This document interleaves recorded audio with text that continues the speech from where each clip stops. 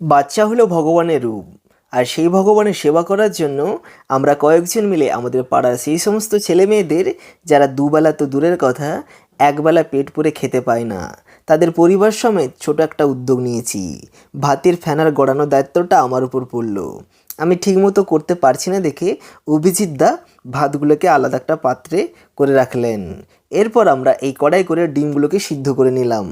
সিদ্ধ করে নেওয়ার পর এখানে আমাকে স্নানটা সেরে নিতে হলো। স্নান করার পর আমি বাচ্চাদের থেকেই পাতা দেওয়া শুরু করলাম, কারণ এদের খেতে অনেকটা টাইম লাগবে। ওদের খাওয়ার পর ওদের ফ্যামিলির লোক আসবে, তাই আমি ওদের কাছ থেকেই শুরু করলাম। এরপর ওদের ফ্যামিলির লোকের সাথেও আমরা যথাযথ ব্যবস্থা করেছি, যাতে কারোর কোনো অসুবিধা না হয়, ওনারা তৃপ্তি আকারে খেতে পারেন। সবার খাওয়া দাওয়ার পর আমরা খাওয়া দাওয়া করলাম। খাওয়ার পর অল্প ভাত বেশি হয়ে গেছিলো, তাই আমি বাচ্চাটাকে দিয়ে হাঁড়ি কড়া ধুয়ে আজকের মতো ব্লগটা আমি এখানেই শেষ করলাম। Thank you.